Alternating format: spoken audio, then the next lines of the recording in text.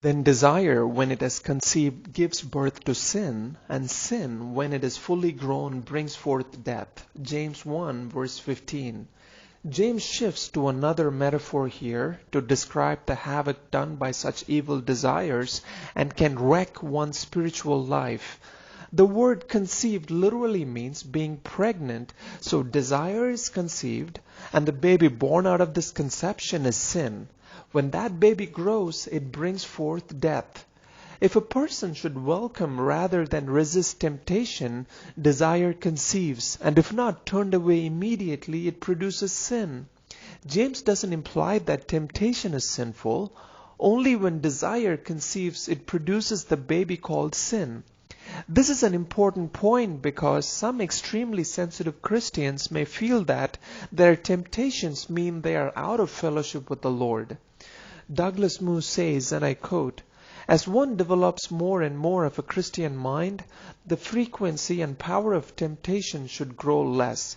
But temptation will be part of our experience throughout our time on earth, as it was the experience of our Lord Himself, as mentioned in Hebrews 2:18.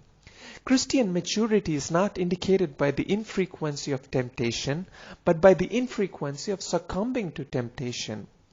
The imagery James uses here may have come from the Old Testament imagery in Proverbs chapters 5 through 9 about the seductress luring the believer into an adulterous union that brings death.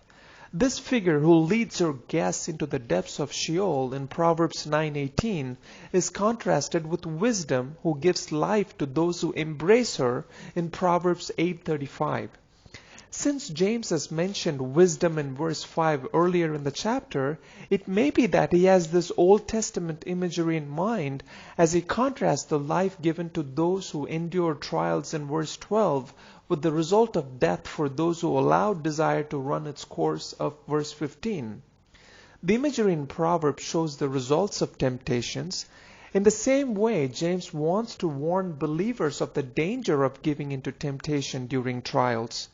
The Bible talks about three kinds of death: spiritual death, physically alive but spiritually dead, that is an unbeliever; physical death, separation of soul from physical body; and eternal death, once physically dead, the soul is eternally separated from the body and cast into hell.